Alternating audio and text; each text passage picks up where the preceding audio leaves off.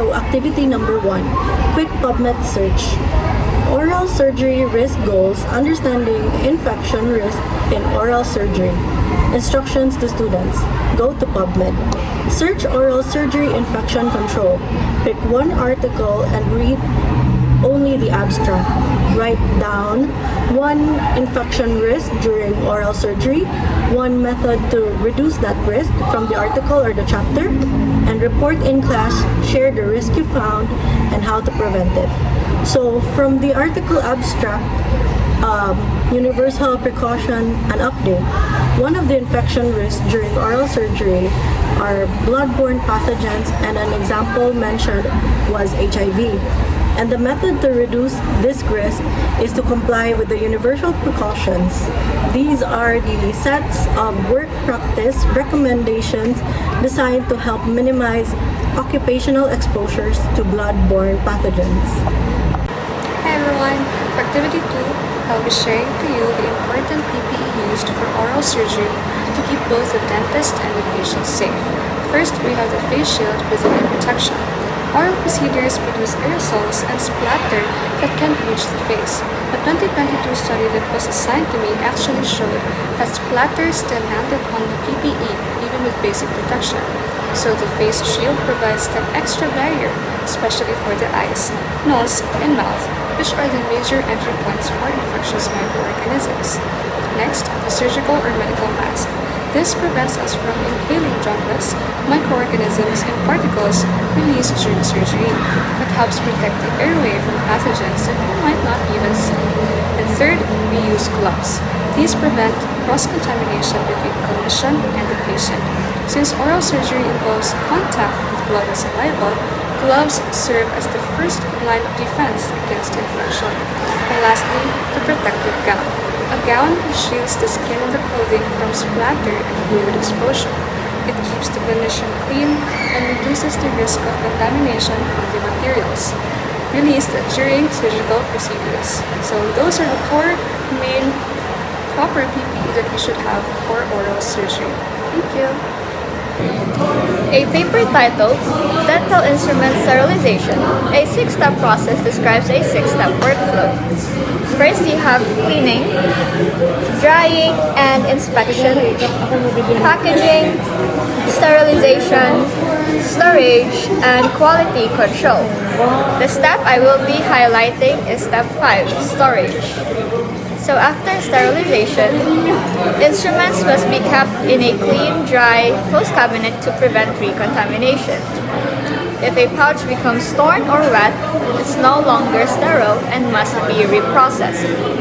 This is important because storage is the final barrier that protects sterile instruments from recontamination, ensuring patient safety and preventing cross-infection. And I confirmed this step using a PubMed article titled Dental Instrument Sterilization, a 6-step process, which includes proper storage as an essential step. So now, I will be demonstrating how to explain infection control to a 6 to 8-year-old. So my script goes like this. Hi there! We're going to clean your teeth today to keep them shiny and healthy. But first, I'm going to put on special clean gloves and a mask so that no germs jumps from me to you or from you to me. Then, I'll use my tools, but don't worry, everything is super clean. After I'm done, your teeth will be safe from germs and you can smile big.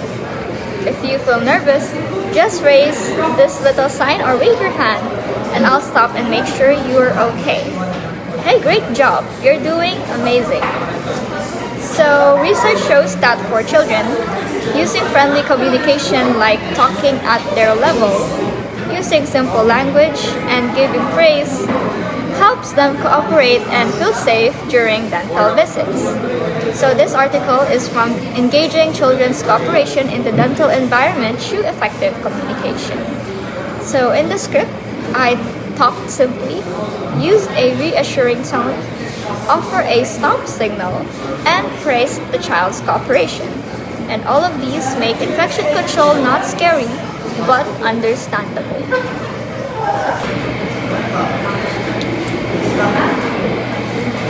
For activity 5, we have a checklist of high-touch surfaces in a pediatric dental clinic. First are light handles, bracket trays, switches on dental units, computer equipment, and dental chairs. So, activity number 6, behavior management and infection control goal. Connect child behavior management with infection control. Instructions to students: choose one technique, tell, show, do, or distractions, etc. Explain how this technique reduces cross-contamination. Search PubMed, behavior management, dentistry infection control for supporting evidences. Then report in class, describe your chosen technique and how it helps in infection control. So the technique I chose for behavioral management would be to show a video demonstration, or what you call modeling. So in this way, we will show another child that was in a procedure in a video, showing the procedure itself, the duration, and how the child would behave.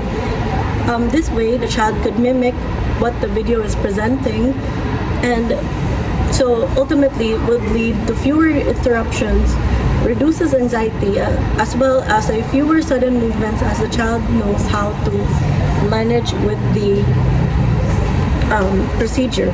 Then this will make cross-contamination less severe and for the appointments to run faster and smooth. For activity 7, we have a checklist of orthodontic instruments that have hard-to-clean areas. Examples are hinge and serrations and tips. Both instruments can be effectively decontaminated via ultrasonic cleaner and the use of enzymatic cleaner. The enzymatic cleaner function is to chemically break down and loosen bioburden, making it easier to remove, while the ultrasonic cleaner function in a highly efficient mechanical removal of both organic and inorganic soils from all surfaces, even hard to reach ones. Damn, awkward. Activity 8, aerosol reduction in orthodontics goal. Here are 3 orthodontic procedures that create aerosols. Number 1, bracket debonding with rotary handpiece. Second, the use of air-water syringe.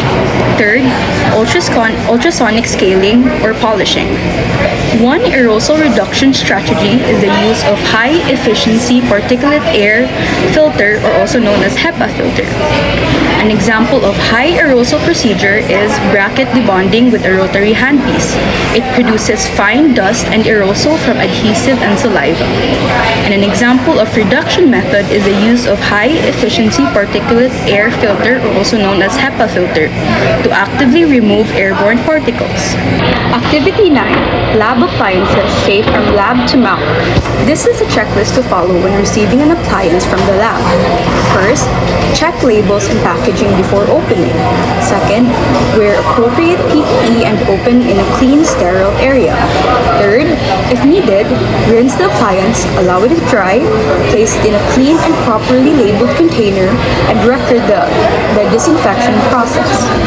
Fourth, disinfect the appliance thoroughly before use. The mouth cavity has the highest concentration of bacteria of any part of the body. If you do not disinfect them before use, you risk infection. Proper disinfection protects both the patient and the dental staff.